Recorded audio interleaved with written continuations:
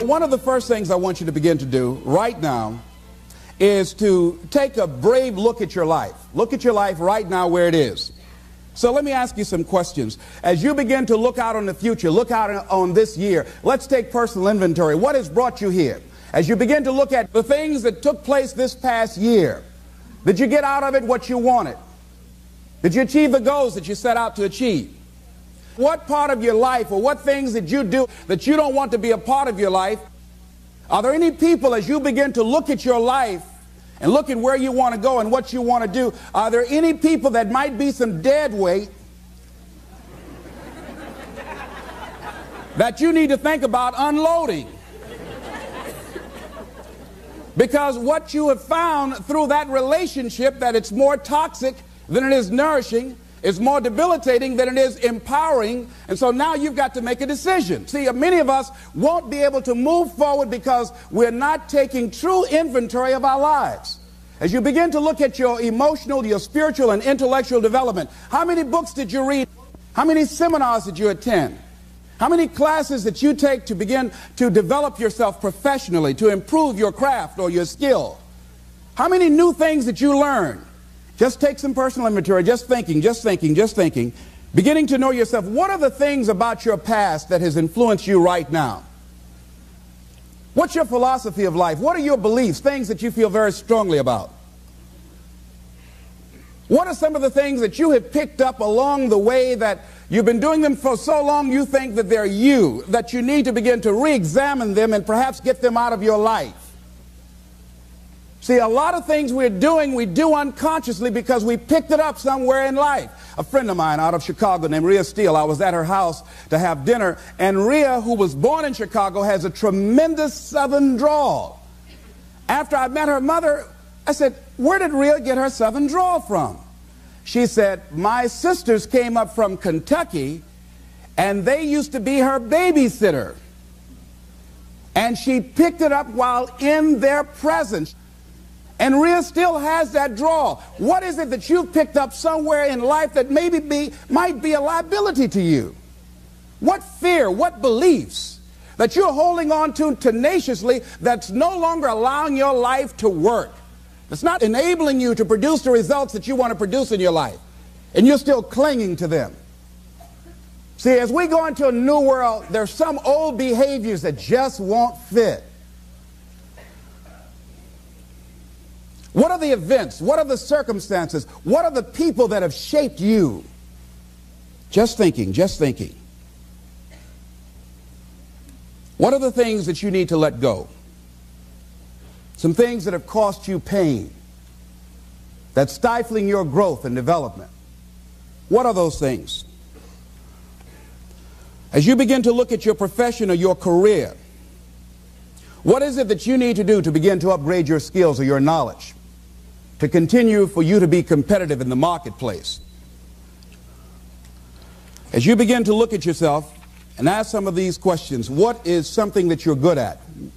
Are you living your passion? Are you living your dream? What do you regard as your greatest personal achievement? What is the one thing that other people can do to make you most happy? Just think about these things. What would you do if you had 1 year to live and guaranteed success in anything you decided to do? What would that be? What would you do with your life if you had it to live over?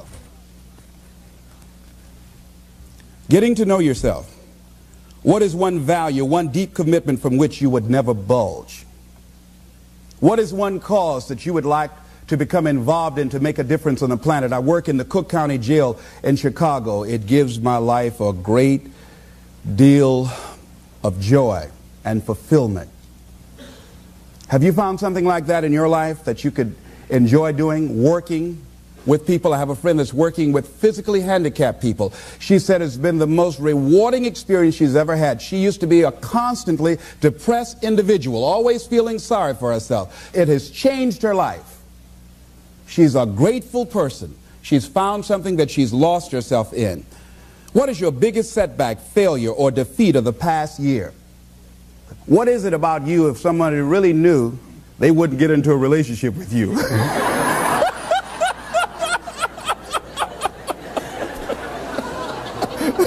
Now, don't go tell it. But once you acknowledge what that is, then start working on it and changing it.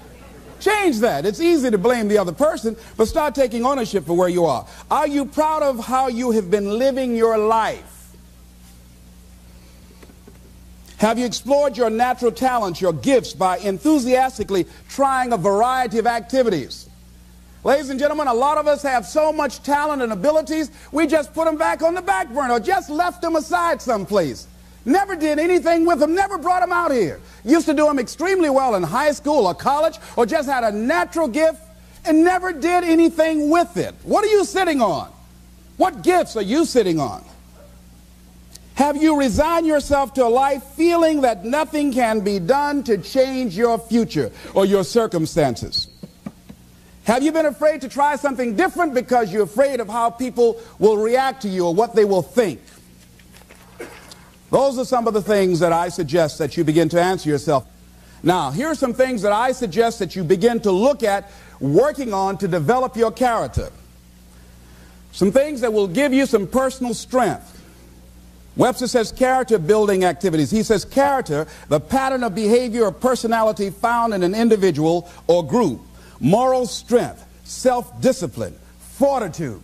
That's what's going to be required in order to begin to manifest your greatness. Now, looking at yourself, one of the things I'm suggesting you look at, what is it that you need to be in the process of doing more of or less of? Like being more direct. So I used to have a problem of not telling people what I actually thought because I didn't want to hurt anybody's feelings. Saying no without feeling guilty. More focused. So I used to be the jack of all trades and master of none. Used to do a lot of things. One year I decided to do one thing well. I looked at all of my talents and I decided the strongest one, my ability as a speaker, that's the one I'm going to focus on. But I'm capable of doing a lot of other things. But only when I decided to focus that I begin to reap the rewards of my talent. And then after you do that, you can begin to expand and use the other talents that you have. Deciding to keep your word. If you just decide, I'm going to keep my word. If I say something, I'm going to do it regardless. Being more considerate. More trusting. More disciplined. Being less fearful. Being more adventurous. Find something that you can look at your life that you say, hey, I know I've got a problem in this area. Being late. I need to take care of that. Procrastinating. I need to deal with that. Not taking care of business. Being seriously not serious. Creating an imbalance in my life where I'm spending more time looking at television or having social fun and not spending enough time working on me. See, most people, ladies and gentlemen, spend more time working on their jobs than they spend working on themselves. They work harder on their jobs than they work on themselves. And whatever we achieve in life, whatever we create, whatever we're able to manifest comes out of the human mind. Now I want you to think about 5 things that if you had the courage to do them, it will give you a feeling of satisfaction and self-respect. Think of 5 things that if you had the courage to do those things, you would feel a tremendous feeling of satisfaction within and self-respect. Take the time to write those things down, whatever they might be to you. It might be in your personal life. It might be in your friendships, your family relationships. It might be in your business. I was negotiating with a friend of mine that I admire a great deal. And this person went back on their agreement. And I did not challenge them on it. Number 1, because of my admiration for her. Number 2, because I really wanted the business, and I think she sensed that. So I didn't want to seem too picky, and I was nervous about it. And I was cowardly, because I should have said, listen, that's not what we agreed to. I should have called her on that. But I didn't want to look bad, or to appear to be negative, or risk losing the business. Look at 5 things that if you had the courage to do those things, that you would do those things. A lot of people say, well, I've been like this all my life. I just can't change. This is the way I am. Dr. Harold Griswold, a psychologist and author of Direct Decision Therapy, said something. He says, when someone says, I can't change, some part of them wants to change, but the payoffs for his present behavior are greater than the payoffs for a changed behavior, or his fear of change is too great. Ladies and gentlemen, it takes courage to live your dreams. It takes courage to manifest your greatness. It takes courage to decide to live, to decide to bring out all of your talents and abilities, to decide to stretch out, to decide to take a chance. It takes courage to be happy, just to be you. I saw a friend who I hadn't seen for a long time. Her whole personality has changed. She was an extroverted, assertive person, but because her husband has a fragile ego, when she's around him, she cow down to him. She plays to him. She's very silent. She doesn't express herself, her feelings. And there are many things she wants to do, but before she even makes a decision of what she wants to do, she checks. How will he handle this? How will he see this? Will this be disruptive in our relationship? A lot of us readjust our behavior and we end up not being who we really are in deference to relationships, men and women. Looking at the word courage, Webster says the attitude of facing and dealing with anything recognized as dangerous, difficult, or painful instead of withdrawing from it. As you begin to look at where you want to go and take personal inventory, it's going to be very uncomfortable. That's why most people don't do it. It's very painful to admit your shortcomings, to admit your weaknesses. It's very painful to do that. It's much easier to withdraw from that and just ignore it. He goes on to say the courage of one's convictions, the courage to do what one thinks is right. As you begin to look at yourself and look at where you want to go with your life, it's very important for you to ask yourself a question as you look at various areas of your life. Is what you are doing right now, is it giving you what you want? If it's not giving you what you want, it's going to take courage to decide to do something differently. It takes courage to enjoy yourself. What are some of the self-defeating behaviors that we become involved in that prevent most people from enjoying themselves? Some people develop the "what's the use" attitude. Why bother? Some people have the "I really don't care." And they convince themselves that they don't care and they don't feel anything. And after a while, they really don't feel anything. Their lives are empty. Some people say, well, it's really not worth the hassle. Just too hard. It doesn't bother me anymore. The fact that I'm not living out my dream. The fact that I'm capable of doing more and I'm not doing it. The fact that I'm content but I'm not fulfilled. The fact that I'm not living my dream. Tom Rusk and Randy Reed, in a book called I Want to Change But I Don't Know How, said people go through life many times playing it safe. He says that's the secret hope, that they say to themselves, if I never let myself feel too good, maybe I'll never get hurt too badly. A lot of people don't ever do the things they're capable of doing because they allow themselves to go along with the crowd, following the crowd. Many people have things they want to do, and they find themselves in relationships with people who are addicted to mediocrity, and they allow their behavior to influence their behavior. Following the crowd. Many people don't do it because of the fact that they allow their lack of self-confidence to immobilize them. I remember when I wanted to go into business for years, that was an agonizing thought in my mind. I wouldn't try it, because I didn't believe that I could make it. Of the 5 things that you would like to do if you had the courage to do, I want you to pick one thing. Pick one. And here's how to set it up for yourself that will help free you and get you unstuck. What is the worst thing that can happen if you do it? What's the worst thing that can happen? Let's say going into business for yourself, or changing careers, or getting a divorce. taking some kind of chance of something that you've always thought about doing, but you just haven't done it for whatever reason. What's the worst thing that can happen? Do the worst case scenario. Now, when you do the worst case scenario, you write those things down, the worst things that you fear would happen. When you name your fears, that puts you in control. What are you afraid of? Name it, write it out so you can look at it. Confront that fear. What is it? I'm afraid that things might work out. What else, Les? Well, I've never been in business, okay? What else, Les?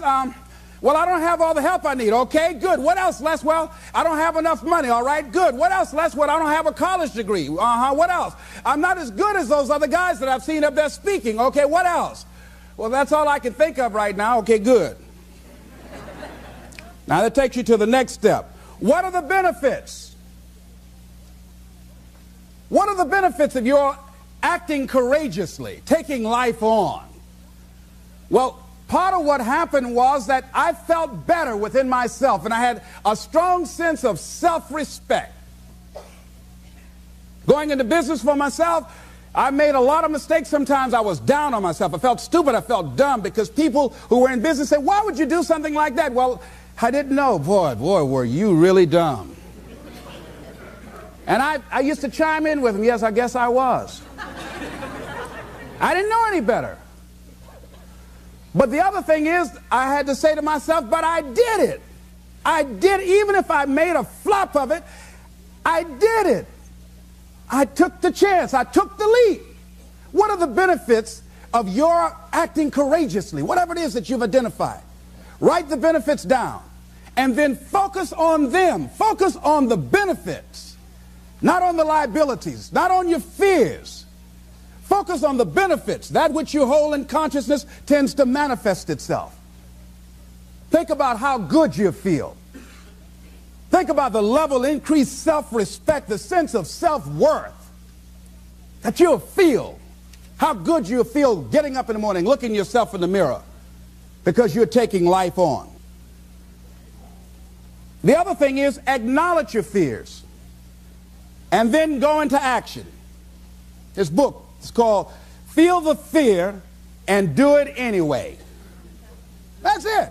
See, I believe anybody who's ever done anything, who's ever taken a chance, doesn't mean that they are not afraid.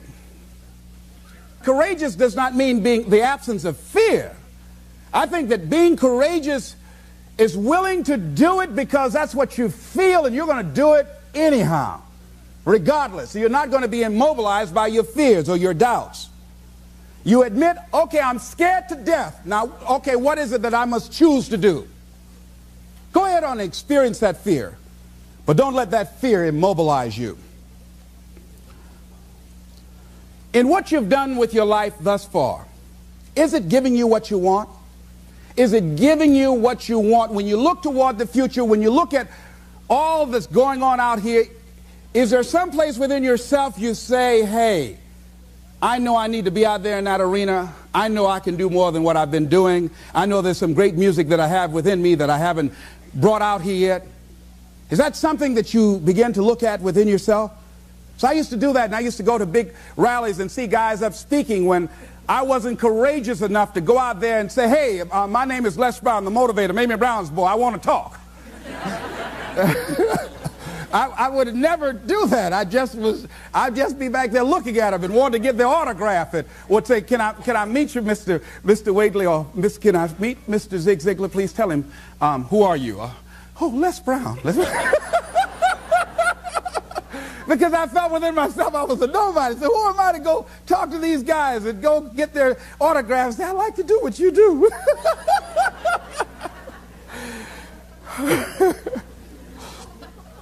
See, I say if you look at your life, and if you're not getting what you want, you owe it to yourself to do something differently. If you're on a job, 85%, they say, of Americans go to jobs that they're unhappy. If you're doing something 8 hours a day that you don't like, it's not giving you what you want, it's not giving you a strong feeling of satisfaction and fulfillment, you're miserable, you hate to go there, you're depressed just thinking about it, you sing the Thank God It's Friday song every week, It's giving you headaches just thinking about it on Sunday afternoon after the football game goes off. If that's what it is, you owe it to yourself to start strategically working to change directions. See, but you know what most people will do? Most people will resist change. Most people will fight change as if change would be worse than what they're experiencing. See, they know this. They're familiar with this. Most people will not challenge the unknown. They won't just step out there. See, there's certain things that's got to be in place. They got to see it all together. And life isn't like that. That's not how you grow. So as you look at your life, and you're saying, I'm not getting what I want.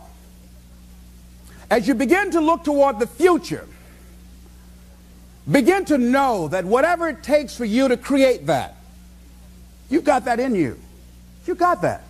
You've got genius in you. You've got goodness in you.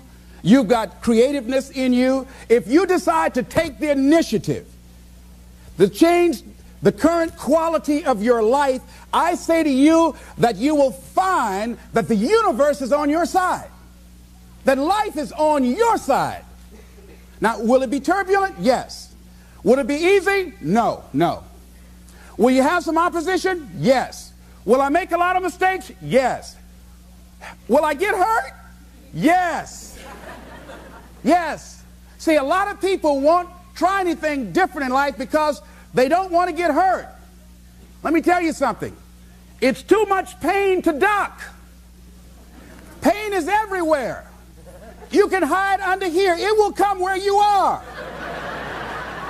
Really, if I go back here, pain will come. Hey, Les, come on out. It will come. It's everywhere. Viktor Frankl calls it unavoidable suffering. You can't duck it. But most people spend their life not wanting to deal with the pain of rejection, the pain of defeat, the pain of being disappointed, the pain of losing, the pain of failure, the pain of being criticized, the pain of not being liked, the pain. That's called life. Life is full of pain. It's everywhere. But guess what? There's no gain without pain. Now, if you're going to hurt anyhow, get some yardage out of it.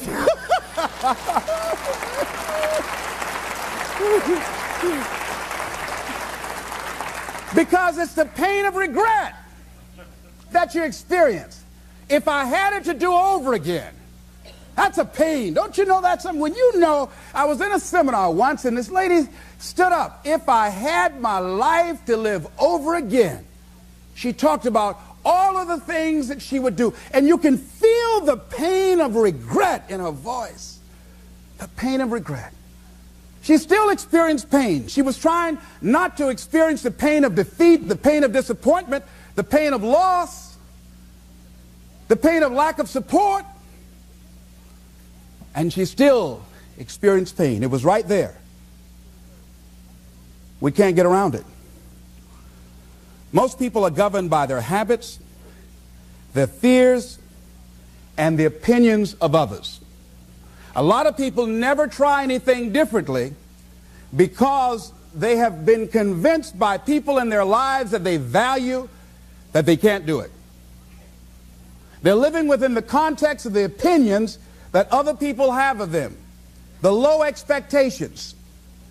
Many people doubt themselves because when they thought about doing something at some critical point in their lives, somebody they respected and honored, somebody they believed in, somebody that they loved, someone they trusted said, you can't do that. And they accepted that. That's why I didn't go off to college. I had an instructor that I believed who said, you're not college material, Mr. Brown.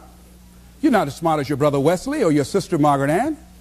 You're not college material. Why don't you try and get you a job at the post office?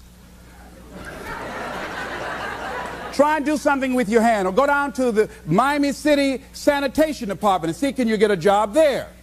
Or why don't you try and go into the Army? I took that test, Mr. Tellers, already. And what happened? I failed. I told you. Anybody fail the Army test, you're really in trouble. So I went down to the sanitation department to try and get a job. because that's what I believe was possible for me. As you look at your life, ask yourself the question, what would your life be like? What would your life look like if you decided not to care what people thought of you? What would your life be like if you decided to give up some of your fears? What would your life be like if you decided to become courageous? What would your life be like? If you decided to act on your dream, if you did what you felt in your heart. You know what courageous means? Tom Rusk and Randy Reed said. They said that courage comes from a French word which means of the heart. How does it feel to you? He says that courage, you know, it takes courage to live. Says most people go through life not allowing themselves to step out because they don't want to let go. They don't want to be blown around. They don't want to be moved. The courage to face life's whirling wind of contradictions. The courage to love yourself. The courage to love. For years, I was afraid to love. The courage to take a chance. The courage to be who you are. He says, courage isn't for somebody else, for medals, applause, or moral debts. Courage is what at that moment feels most right for you. Not just situational ethics, but what feels right in your heart. The word of the heart. What feels right in your heart. One great philosopher says, cowards die many times before their deaths. The valiant never taste of death but once. What does that mean? That valiant people aren't afraid? No, no, no. It means that they experience that fear and they move forward. They move forward anyhow. Many people are dead now. Many people are allowing their dreams to die. Many people are allowing their ideas to lie dormant and collect dust. Many people have all this talent and ability that they are allowing to be buried inside of them, that they will take with them to their graves because they didn't have the courage to be who they are. And I say, as you begin to look toward the future and manifesting your greatness, it's going to take everything in you, that your life deserves the concentrated effort to begin to look at how is it that I can express more of me?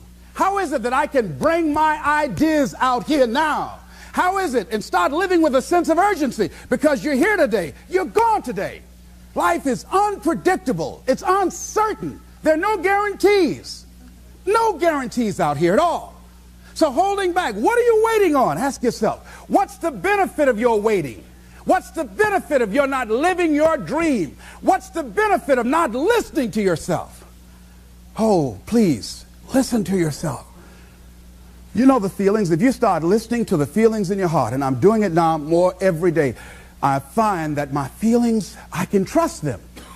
And I say to you that as you look toward the future, you look at life on a daily basis, if there's something that you have been given, if you've heard something within yourself that you know that what you're doing now doesn't fit for you, it doesn't work for you, it's not giving you what you want, and there's something else that you want to do, don't allow that inner doubt in you to talk you out of it, to build a case on why you can't have it, to tell you why you're not good enough.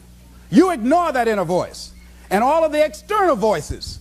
Don't judge the possibilities for what you can do based upon the circumstances, because the circumstances won't determine who you are. Don't determine what you're able to do based upon your resources. Don't determine what's possible for you based upon where your life is right now. Where your life is right now is not you. That's just what it is right now. But the possibilities for you are unlimited. If you're in a rebuilding process, it's unlimited. If you're coming back from adversity and devastation, it's unlimited of what you can do. That's the capacity of human beings. It doesn't matter how many mistakes you've made. It doesn't matter how many flops you've had. It doesn't matter how much money you've lost. In fact, I see it only as an investment of what you learn from life, not losses, but investments of what's possible for you. And I say to you that once you start listening to yourself, and as you begin to act on your dream as you start just trying to find your way, doing what you can with what you have, you will start seeing things opening up for you. You'll start attracting people. You say, where'd they come from? Things will start coming together, clicking for you. You say, whoa. You start brainstorming. Ideas will come out of nowhere as you focus on it. The key to it is to begin to focus on what it is you want to do. Why, Les? Why is that important? Because as you focus on that which you want to do, that which we focus on, that which we give our energy to, it will begin to multiply. It will begin to expand. It will begin to develop your consciousness. And out of that comes your greatness. Out of that comes a commitment. Out of that comes a passion for life. Out of that comes a special power that you have in you that you haven't even called on yet. See, the powers that we have will never reveal themselves if we don't challenge them, if we don't put ourselves in a position where we have to use them. So one of the most important things is reading a book that's a really interesting book called Instant Millionaire, and the guy said, put yourself in a position where you can't retreat, where it's do or die, sink or swim. Here's what you'll find out. You'll develop incredible swimming skills. Or swallow half the pool of life. You'll find yourself stroking unlike you've ever seen before. Through the inspiration of desperation, you'll become more creative than ever before. So what is it? How do we handle that whole piece? Throw your whole self into it. See, most people go at it tentatively. They don't give all their stuff. They don't concentrate. They don't put everything they've got in them. One guy wrote a book called All You Can Do Is All You Can Do. And all you can do is enough. But he said, make sure you do all you can do. And if we're honest this evening, we know that we haven't done all we can do. So as we look at the future, we can decide that from this day forward, as I look at my personal relationships, if I look at my professional relationships, if I look at my family relationships, as I look at all the dimensions of my life, looking at myself mentally, emotionally, and spiritually, I'm going to do all I can do to develop me, to bring my talent out here, to make a contribution to life. I don't know what you want to do. Here's what I know about you. That you've got greatness within you. As you look toward the future and developing your greatness, begin to know that your life is worth the effort. Is it easy? No. Is it worth it? Yes. Yes, your life is worth it. And so it is. This is Mrs. Mamie Brown's baby boy, Leslie Calvin Brown, saying it's been a plum-pleasing pleasure as well as a privilege. Thank you all here.